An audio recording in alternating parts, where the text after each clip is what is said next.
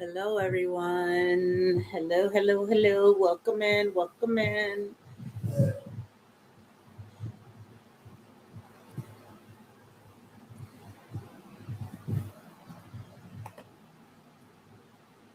Happy Monday. Hope everybody's doing well. Tonight's story, we're talking about a secret relationship, but ended with gunfire. A married pastor, a woman who believed she was in a real relationship with him, and three chilling words that witnesses say were the shooting happened. You broke my heart. In that moment, a confrontation turned deadly. A man lost his life, a wife survived a traumatic attack, and a woman would face or later face years in prison. But the real question tonight is, how does a situation like this even reach that point? Because tragedies like this don't start with just violence. They start with emotions, they start with relationships, and sometimes they start with people looking for love in the wrong places. Tonight, we're breaking down the Latoshia Daniels case, what happened that day, the relationship behind it, the trial, and the bigger conversation about emotional control, red flags, and accountability. So if you're coming into the live stream, please hit the like button and let me know in the chat.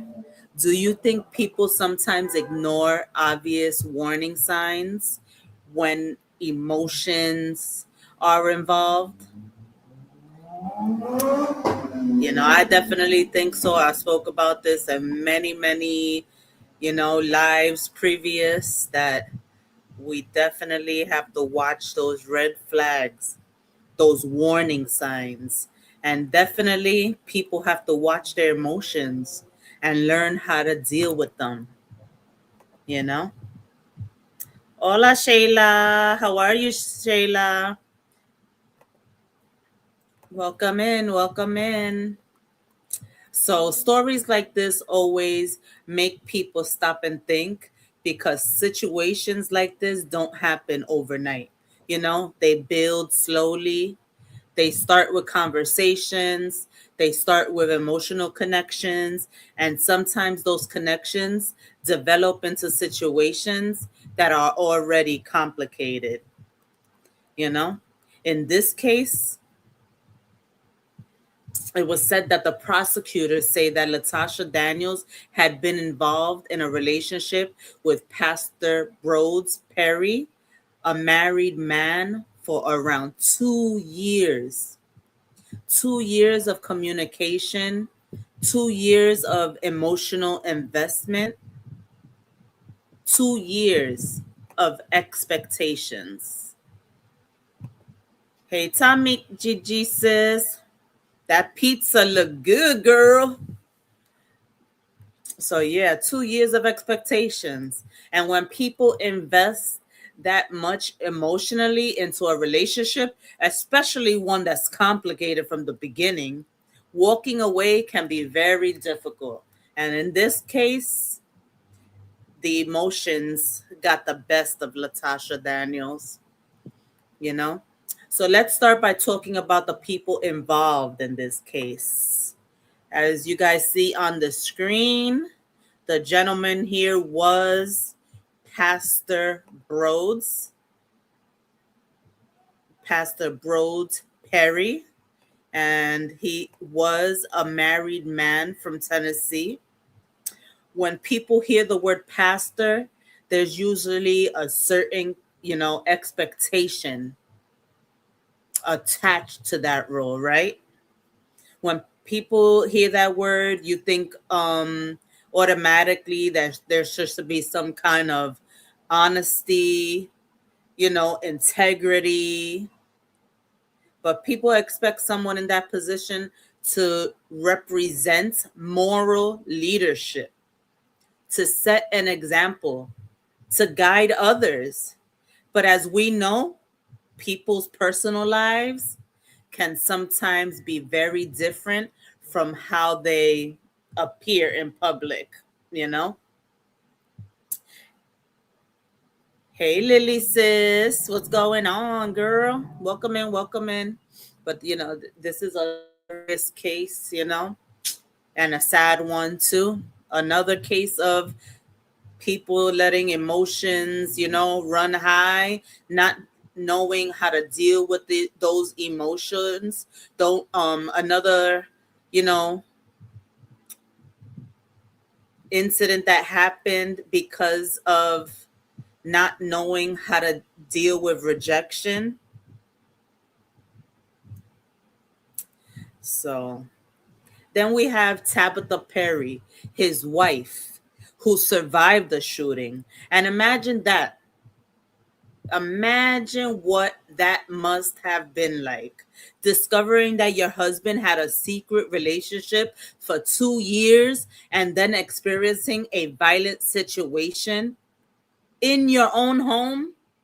Just imagine that. And then we have Latoshia Daniels. Latoshia Daniels, the one, of course, right here on the left. That's her. She has her prison uniform on in that pic. That was her. That is her. The woman prosecutors say had been involved in a relationship with a pastor for around 2 years. And that relationship is where this story begins. Hey, Christina, how are you? Welcome in. Thanks for joining. I hope everybody hit that like button for me. And of course, hit subscribe if you haven't. So this is where this story begins. One thing in this case, reminds me of is something people say all the time. Looking for love in all the wrong places. Mommy, sometimes people I like Minecraft. meet someone who makes them feel understood.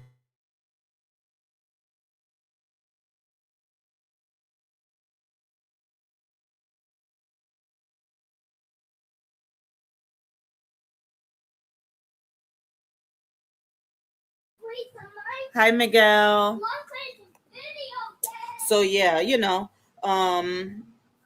looking for love in all the wrong places. This love triangle definitely says it all. Definitely, sometimes people meet someone who make them feel understood. They feel appreciated. They feel like someone finally sees them.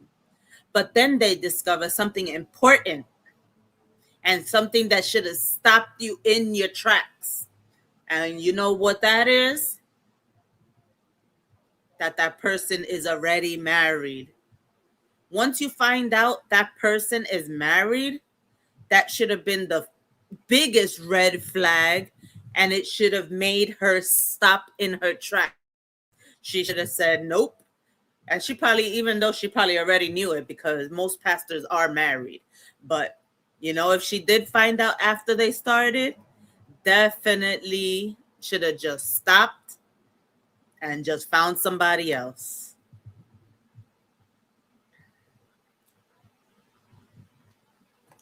Thanks, Miguel. We're doing good. Hope you're doing well as well. So between already married or already involved in someone else, definitely that should be a red flag. And instead of walking away, some people convince themselves that the situation is different. They say things like their marriage is basically over. They're only staying together for the kids.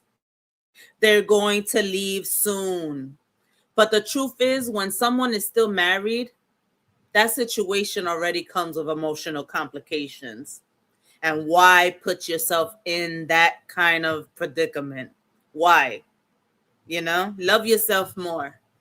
Sometimes people stay in those situations far longer than they should. One thing I want to talk about also tonight is red flags in relationships, because usually situations like this don't happen without warning signs. And we have to pay attention.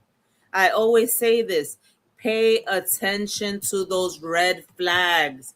They're very important.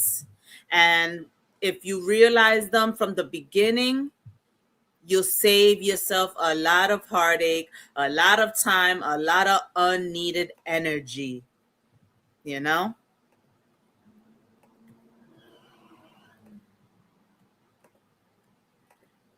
Yes, nothing good could ever come from sleeping around with a married person. You are right about that, you know? But for example, if someone tells you they're married and um they say their relationship is basically over, that's already complicated. If that relationship has to say a secret, that's another red flag, and a big one. If someone promises a future, but their life has actually changed, that's another warning sign.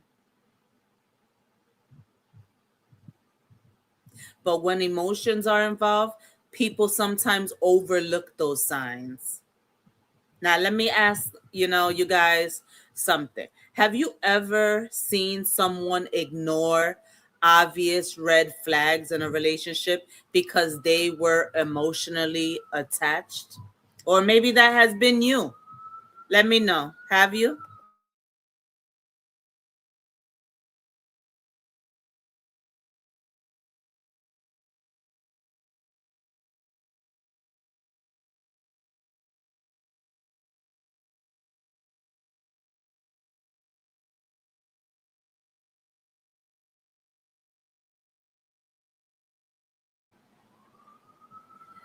And those of you on the replay, let me know that too. Um, have you ever seen someone ignore obvious red flags in a relationship because they were already emotionally attached? I definitely have. I've seen it. Um, I've been in it. You know, I, I've definitely ignored red flags because my emotions, were already attached to that person, you know? Hey, Mark. Hey, Mark. Mark says, don't sleep around for any reason. You damage your soul. Yes, and I believe that. I think that's a fact. Absolutely, because the relationship is not over yet, regardless of separation or not. Someone mostly still has feelings, just going to cause a lot of trouble. Yep. Trouble, heartache, and in this case, death, being unalived. Yes, it was. Yes, and the damage was far worse than they could ever imagine. Yep. So in 2019, Daniels drove from Arkansas to Tennessee to confront the pastor.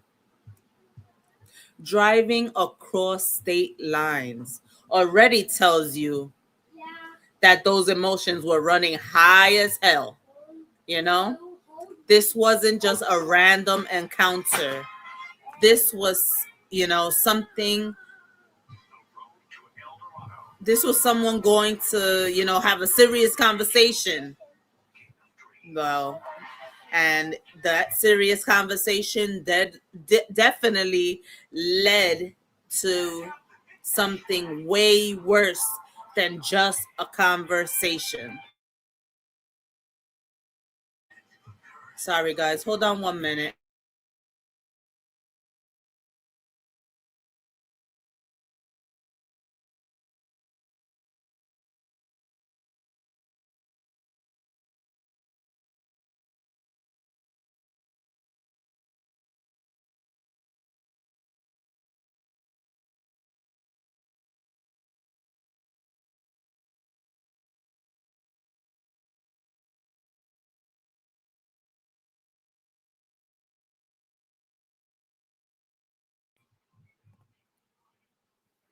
All right, guys. Sorry about that.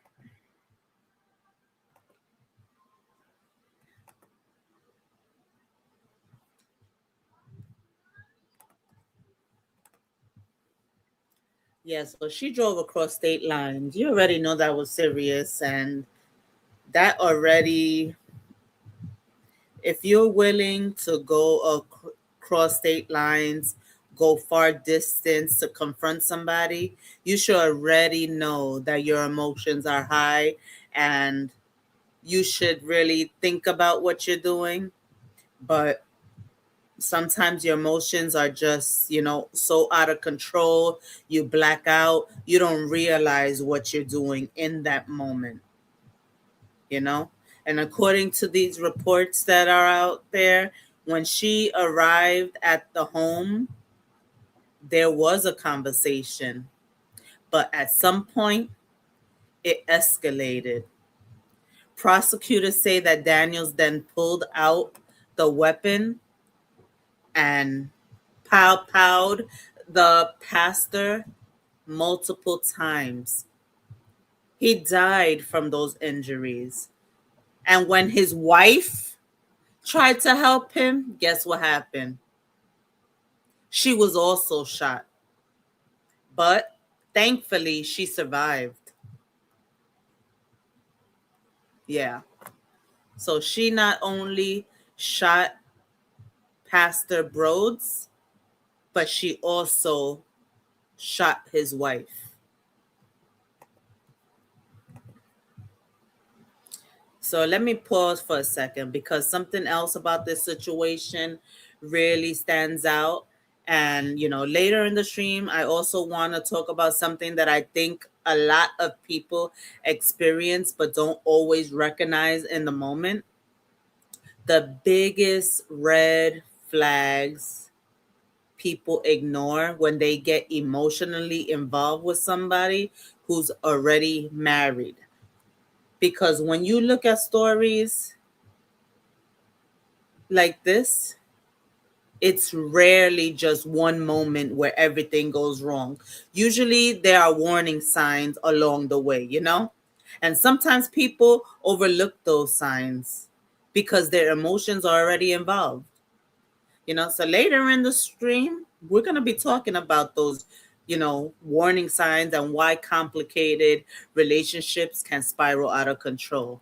But first, let's continue to just break down what happened in this case.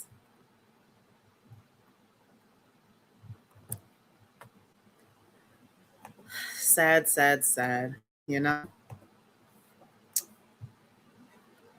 What a just a sad story. So one detail that really stands out during the trial was testimony that Daniels allegedly said that, she said, "You broke my heart." What she's saying that Pastor Brodes broke her heart. Now, when people hear that statement, it immediately makes the story feel very emotional because heartbreak is something, almost everyone has experienced at some point in life. People have been lied to, people have been cheated on, people have invested time, emotions, and energy into relationships that didn't work out. I know I have. So when people hear that phrase, some people immediately just think about their own experiences, especially experiences with heartbreak.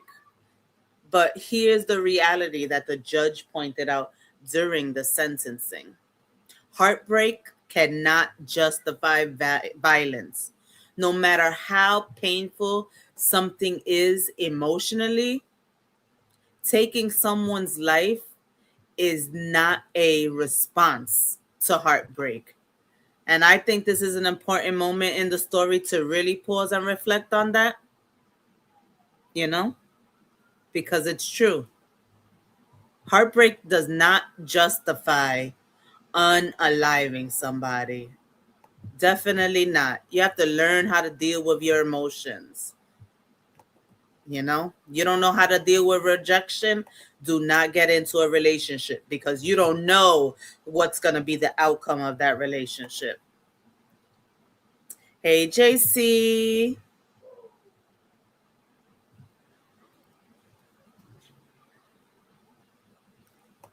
Okay. Thank you. I mean, this is not going to be a long one, so I'll probably be gone by the time you come back, but it's all good. Enjoy your panel.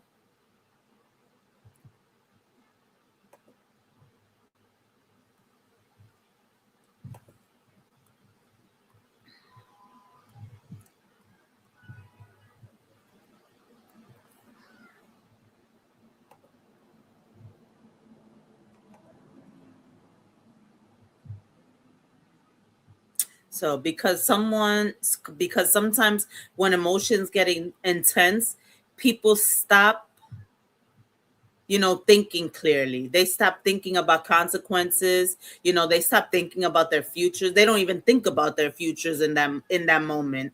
You know, their emotions are running high. They freaking see probably red. They're not seeing at all everything. Can you imagine her driving on the highway, going to see him?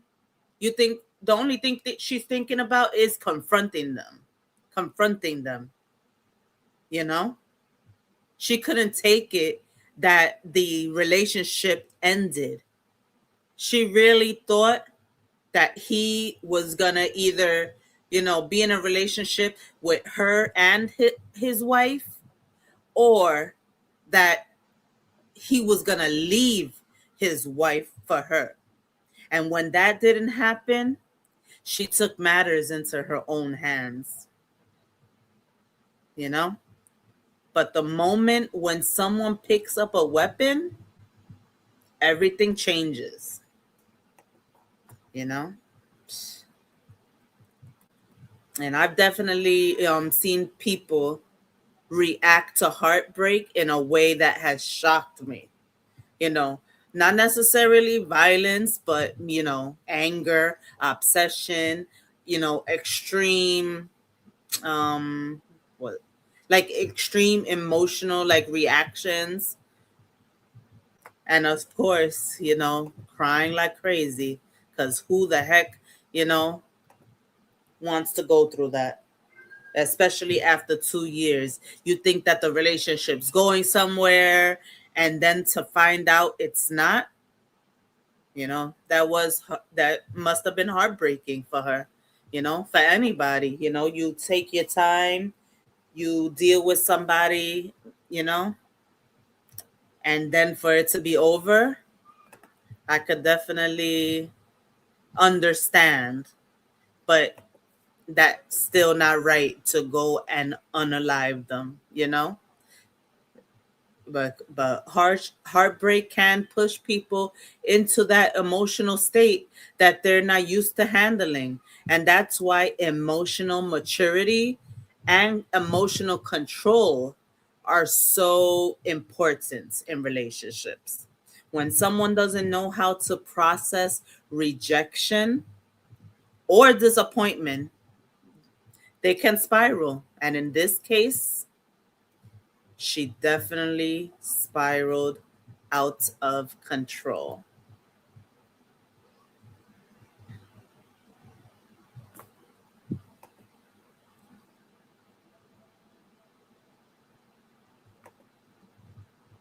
And another important thing, to talk about in this case is the psychology of secret relationships. Because no good comes from secret relationships. Let's be real. None at all. Because relationships that are hidden, can sometimes feel more intense than normal relationships. They feel more passionate because you're hiding something. you know Sometimes it just feels more exciting. And even though that's not good, and in the moment, it's not good, but because when you are together, it's just more intense, more passionate, more loving. It's like those emotions get out of control and they intensify so much. Think about it. When a relationship is secret, there's excitement, there's risk, you know, and people love risk. There's a sense that the relationship is, special or forbidden. And sometimes that intensity can make people believe that the connection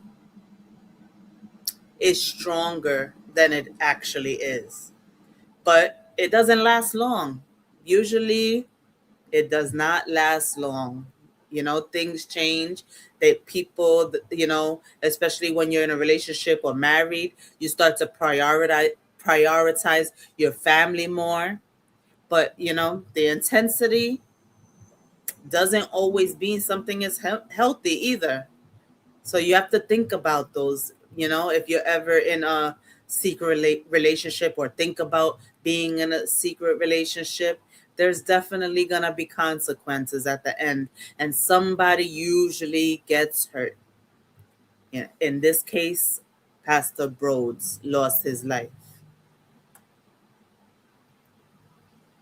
And then sometimes the secrecy actually hides problems. And why would you want to be the mistress of somebody that's married? Or I don't know what you call the man when he's the side guy? I don't know. But either way, being the second, to the main person is never enough. What's going on, Smooth? What's going on, Smooth? Haven't seen you around in a while, brother. What's going on? Nice to see you. I was thinking about you the other day. I think it was yesterday. I said I haven't seen you a while. I haven't seen you around in a while. Yeah, so this story is sad. A pastor got unalive in a love triangle, you know? So when relationships are built in secret, there are often things people don't see fully. They might only see the version of the person that shows up in those private moments. They don't see the full picture of that person's life. They don't see who that person really is. And unreal that can create unrealistic expectations about the future. And Latasha had a lot of expectations in this case. She had a lot of, unfortunately, she had a lot of expectations. And when they broke up, she couldn't handle that breakup, you know? So, what do you guys think? Do you think that secret relationships sometimes feel more intense than normal ones? And do you think that intensity can refuse people emotionally? That can confuse people emotionally?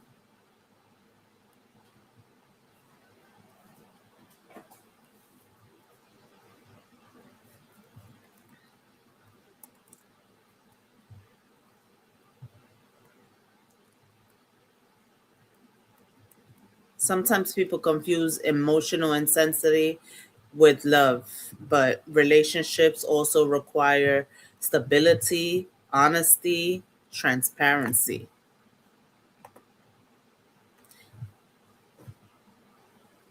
Hey, Saras, how are you?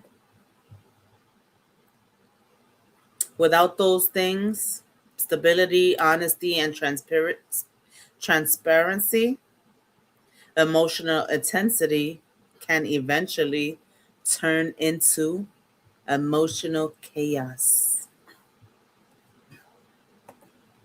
So let's see if I find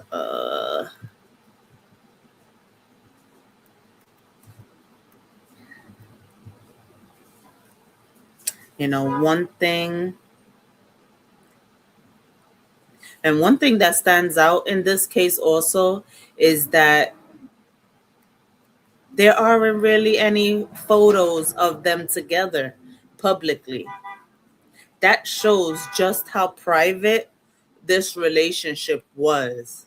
And sometimes when relationships are hitting like that, emotions can become very intense because everything is happening behind the scenes. I try to look for pictures of them together, but there are none. Everything was separate. There wasn't any. I can't say she, but he was very careful. He was very, very careful.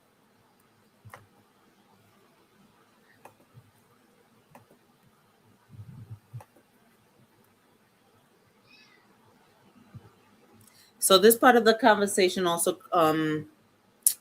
you know, creates kind of a debate, and it might make some people, uncomfortable, but it's, okay to talk about.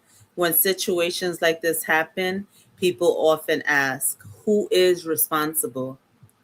Is it the married person who cheated? Is it the person who knowingly continued the relationship? Or do both people share responsibility? Because in many situations like this, both people are making choices, you know? The married person is responsible for their vows and they made a commitment. But the person who knows someone is married also has to make a decision, or also has a decision to make. They can choose to walk away or they can choose to stay.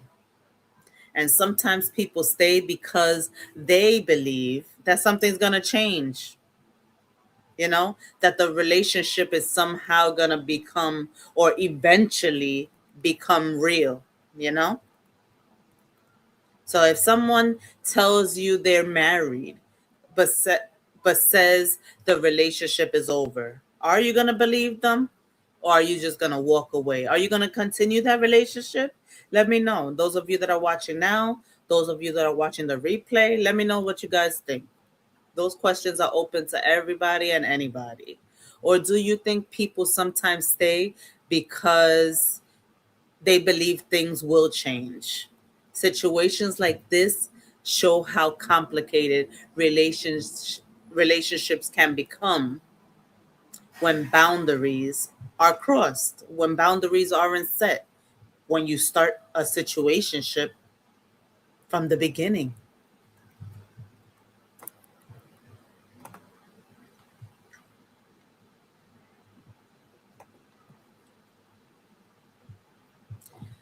So when the case went to trial, prosecutors presented their version of what happened. They argued that Daniels intentionally caused the death of the pastor. The defense, on the other hand, tried to present a different perspective about the emotional circumstances leading up to the incident. And this is where juries have a very difficult job. Just imagine Latasha came, to court with those emotions. When you're love is a powerful thing. When you're in love, you just can't deal with it,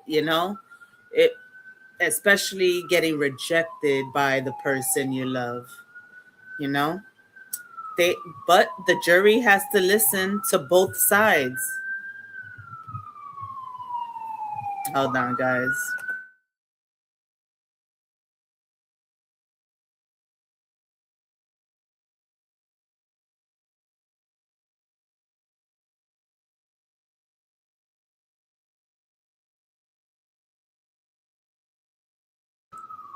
I'm sorry. So yeah, the jury has to listen to both sides and determine what they believe happened. Um, you know, There was a point that Latasha was telling that that the pastor's wife actually that they were actually in a well that the pastor and his wife were in a open,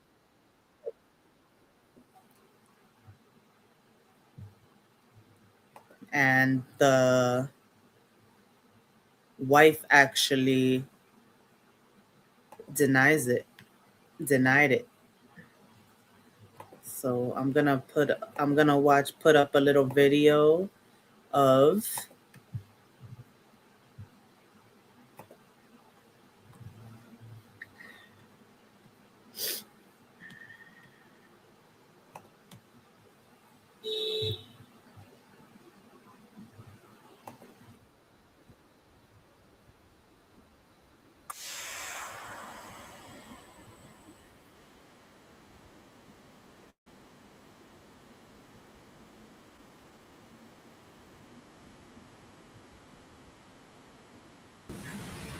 throughout all of those videos.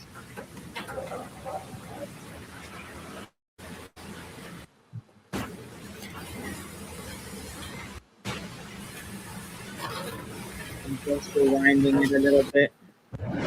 Did Latasha reach out and apologize to you after she threatened to commit suicide? No. Did you ever have a conversation with her about that? No.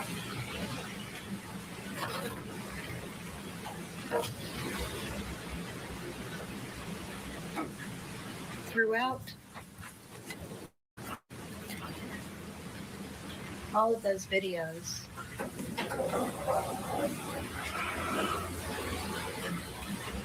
it's very convincing talking about those things. Would you agree? I would agree. And none of it was true. No. I want to talk to you about your relationship with Rose, okay? Okay. Y'all were married for about 5 years. How long did you date before you got married? About a year. You were a second wife. Correct. And at no point during your relationship, with you at least, did he discuss dishwashers or no? Yeah.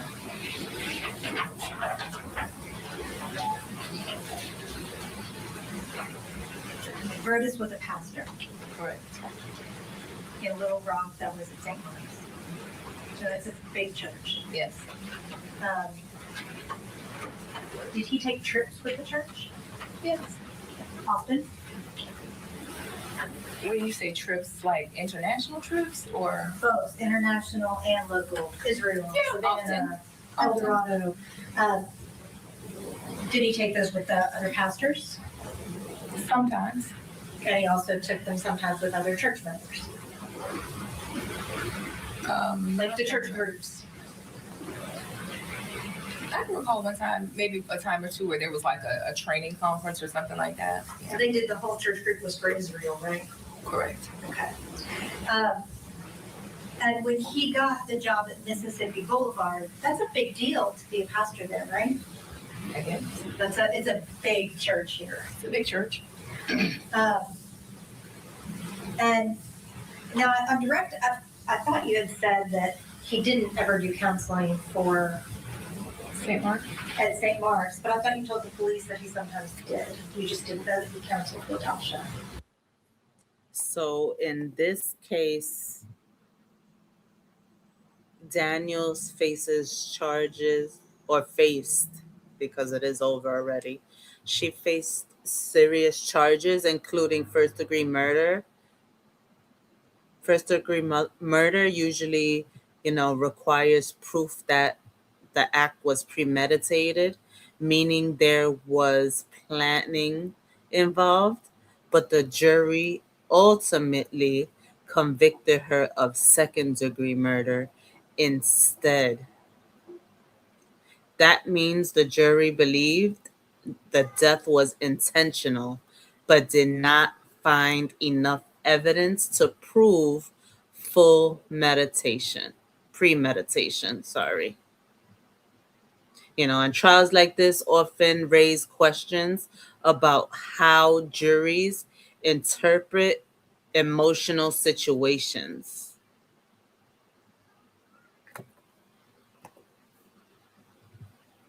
So let's continue to hear. The wife, she's actually a surviving victim because Latasha did aim at her. I never known him to do counseling. Did he ever tell you that he counseled Latasha? No, But you knew that she ended up getting divorced. I did know that. Now I want to talk to you about Latasha, okay? Okay. You knew her from church, and that was St. Mark's in Little Rock. Correct. She was a life group leader. Yes. What's a life group leader? It's a person that leads a group of people that get together and do Bible study. And that was a group that Brodes was over, right? Correct.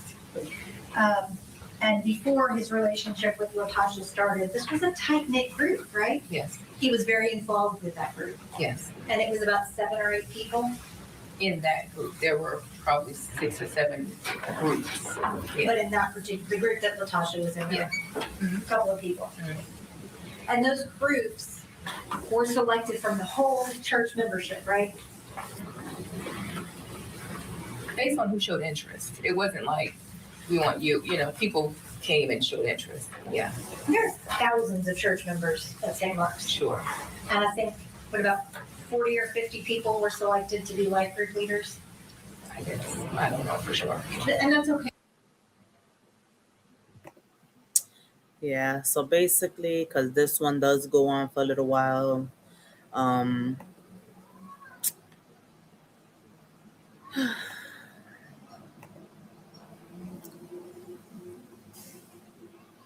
basically she says they were not in a open relationship, even though that's what an open relationship, even though that was what was said. And she did have a relationship with him for 2 years. So I know if you haven't heard about this case, you're probably wondering, so was she convicted? How long? If she was convicted, what was her sentencing? Because I know that was a question I had, so let's hear it.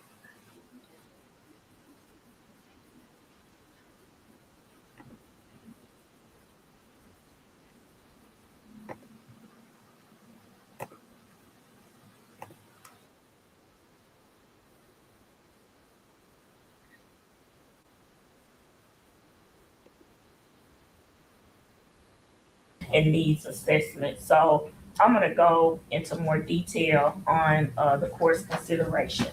So the first thing is to determine the sentencing range. And so the defense asks for an especially mitigated, that she be sentenced as a especially mitigated offender. And the state says that because the court finds an enhancement factor that should not be applied. According to Tennessee Code Annotated 40-35109, the court may find the defendant is an especially mitigated offender if one, the defendant has no prior felony convictions, but the defendant does not, and the court finds mitigating but no enhancement factors. In this case, the court does find an enhancement factor for the possession of a weapon, so the court finds that the defendant is not an especially mitigated offender. Therefore, the range of punishment on a second-degree murder would be 15 to 25 years, the standard range one offender, and reckless endangerment, a misdemeanor, that would carry 11 months and 29 days in jail. And so one of the things the court has considered is the evidence presented at the trial and the sentencing hearing. And so the evidence at the trial was that the defendant was having an affair with a married pastor. And at the time, the defendant was also married. They had been in a relationship for about 2 years. The defendant and the victim, on the day of the murder, the defendant. And I just wanted to pause there because when you're using another somebody's video, you do have to pause for commentary. But if you guys, of course, I'm not gonna play everything because these are someone else's videos, and they're very long, and there's multiple videos. But if you look at from when, you know, the victim, I mean her statement, the apology to the family, everything like that. It was very, very emotional. At sentencing, her entire family was there, her entire family.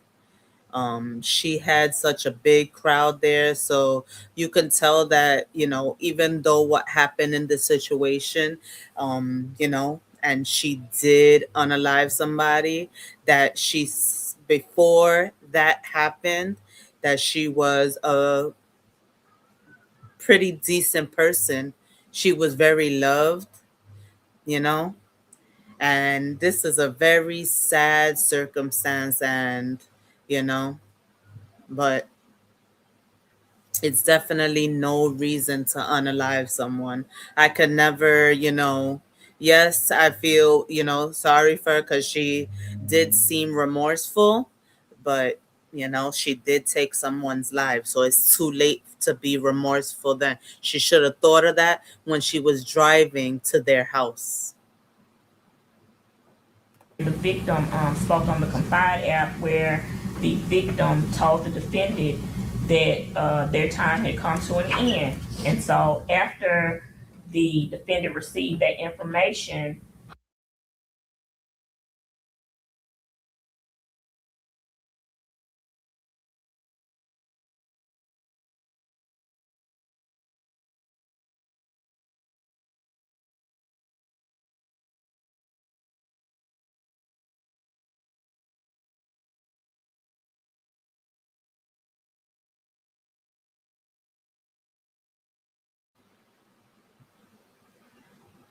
Hey Salem, welcome in, welcome in. Please, I hope you guys hit that like button. I hope you hit that subscribe.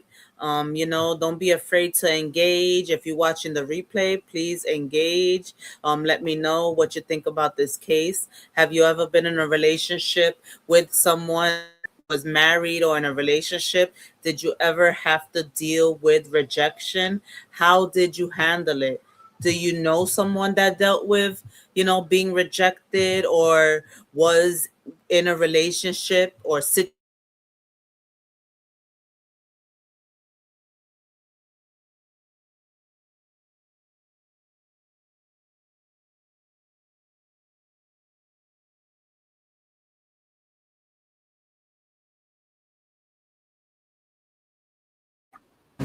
went to a gun store. She purchased a gun in Sherwood, Arkansas. From the proof at trial, she's on camera, purchased the gun. Sorry. And hey Terry, welcome in. Thank you for being here. Thank you, thank you, thank you. Thank you for dropping that copyright disclaimer under section 107 of the Copyright Act of 1976. Allowance is made for fair use for purpose such as criticism, comment, news, reporting, teaching, scholarship, and research. Giving the sales rep her ID, signing any paperwork that she needs. And then the defendant, when she was in Sherwood, Arkansas, drove to Memphis, which is over 2 hours from Sherwood, Arkansas, 2 hours from Memphis. And so the court finds that, the defendant's actions were deliberate. And although she wasn't found guilty of first-degree murder, her actions that she showed, and there was proof from Dr. Bidding that she had major depressive disorder, and also that she had some suicidal ideations. And that was the defense version of what happened. And obviously the jury rejected that. But Also, Dr. Bidding said that her conduct was could be even if you have depression, you can still be sequential, intentional, and deliberate in your actions, and it appeared that way to the court because the defendant drove over 2 hours, went to the Yep. Drove 2 hours. In those 2 hours, I think she definitely had time to think. That's, you know, 2 hours. Like, even if when you first speed off in the car, you're angry and mad and emotional, it took 2 hours. You, I don't understand. How do you still stay in that, anger stage or state for 2 hours driving? At any time she should have been like, what the hell am I doing? Did she had not she I don't know if she had any conversations with anybody on the way there, that could have told her, girl, pull over. What are you doing? Do not go over there. 2 hours to think of what she was doing. 2 hours driving with a weapon, to this pastor's house, a married pastor's house. She had 2 hours to change her mind and make a better choice. But unfortunately, she did not. victim's home, sat and talked with the victim, shot Mr. Pierce several times, emptying the clip. Um, and when the police arrived, she was attempting suicide. But during the entire course of that, the defendant possessed a weapon. Nothing, like Dr. Bennett said, I mean, she could still commit these actions even if she had a major depressive disorder. So the court finds that the nature and circumstances of the offense are serious. The victim was unarmed, and it really just comes down to the fact that the defendant said that the victim would not walk her to her car. And that's senseless, senseless to kill someone because he would not walk her to her car. And although the victim was a pastor who did not treat her right and he broke her heart, a broken heart does not justify someone dying. It just does not justify someone dying. It was just senseless. Those words, a broken heart does not justify someone dying. Sheesh. And isn't that true? Definitely. Just because you're brokenhearted doesn't mean that you go and unalive someone. And she's very lucky. I mean, as lucky as you could be that she wasn't charged with first degree premeditated murder. Because to me, it was premeditated. I think they really gave her some leniency because she seemed remorseful. Her family was there, but I don't know how it didn't, make it to first degree because she had to drive that all that way for 2 hours with the weapon, went into the house or knocked on the door, went into she's lucky that it was only, I mean, not only, but that she was charged with second degree murder, sentenced and to 20 years and not the rest of her life. When typically when this happens, the relationship is over. Both parties go their separate ways. But in this case, the defendant killed the victim because her heart was broken, and so the court finds that the nature and circumstances of this offense warrant a lengthy sentence. Again, the statistical information shows that 19 years is a typical sentence for a standard range one offender, in the court would give that some consideration And looking at the nature and circumstance of the offense, the court is going to give that great weight for a lengthy sentence. Also, the court has to consider enhancement factors. And the first factor that the state raises is that the offense involved one or more victims. And the court finds that that factor does not apply. The fact that another person or persons are present when a crime is committed standing alone is not sufficient to trigger this factor. In this case, the two victims who were present in the home were Miss Perry and Mr. Perry.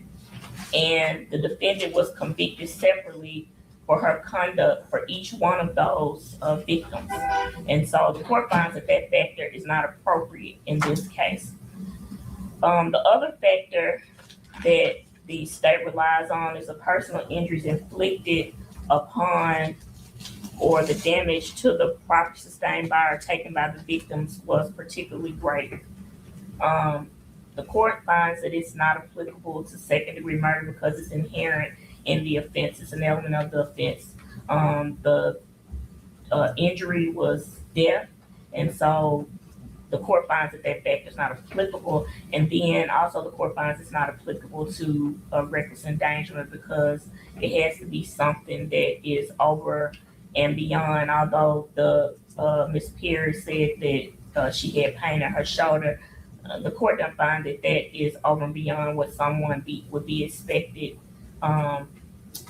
The type of harm or injury that is greater than what is expected if someone was shot. So the court finds that that factor is not applicable to this case.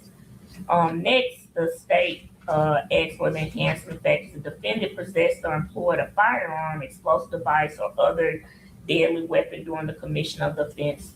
And the court finds that this factor does apply, and the defense concedes that it does apply. But the defense asks that the court not give great weight to this factor. So, one moment of anger changed multiple lives forever. You know, a family lost someone they loved, a wife lost her husband, a wife experienced trauma, and another life will now be spent behind bars for many, many, many years. You definitely have to make sure you make the right decisions. If you know that you're not going to be, you know, the only one in that relationship, if you know that you're more committed than the other person, walk away. You know, if after, not even, I mean, I wouldn't even be with a married person, but I say if after, a couple months, because it's true, people could be separated and whatever, but if you don't see any actions, it's time to step away and, find somebody that you deserve, that is going to put you first.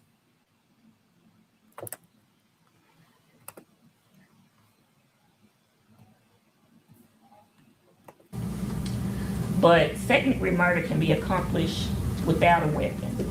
And so the court is going to give that some weight. And the court finds this factor applies because the defendant was seen on camera purchasing a gun. The defendant drove to Memphis from Sherwood, Arkansas with the gun, went to the victim's house with the gun, shot Mr. Perry, killed him, emptied the clip, and shot Miss Perry. And when police arrived, she had the gun in her hand. So the court gives this factor great weight against the defendant. She possessed the handgun throughout the entirety of carrying out this offense. So the court finds that that factor applies. So the court's given that great weight. Next, the defense filed for several mitigating factors. All right. So this was long. So I'm not gonna play the whole thing because it is long. Um, but you guys get the gist of everything. And like I said, she was sentenced to 20 years, second degree murder instead of first degree. So the jury, believed the death was intentional, but did not find enough evidence to prove full, premeditation.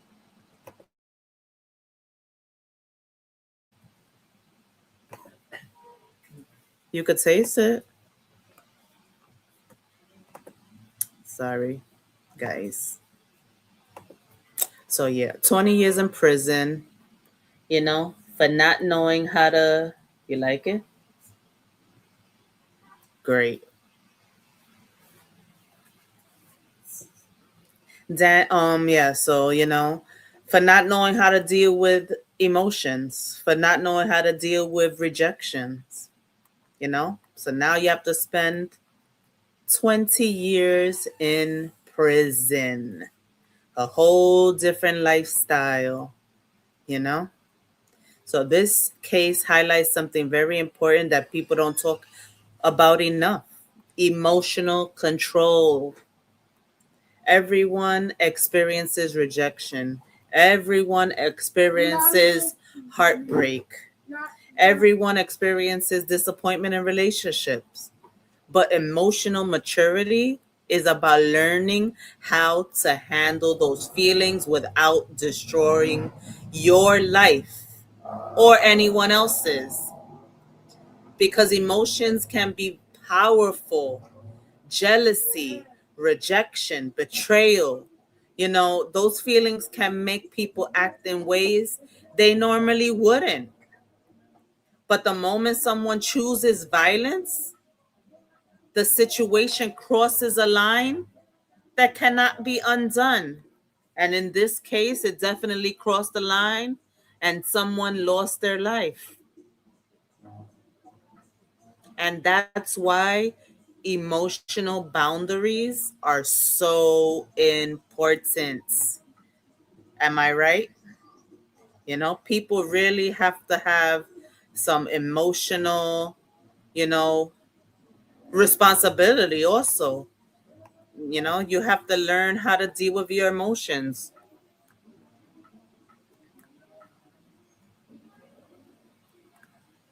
It's just, sad. Sad. And let me put his picture up one more time.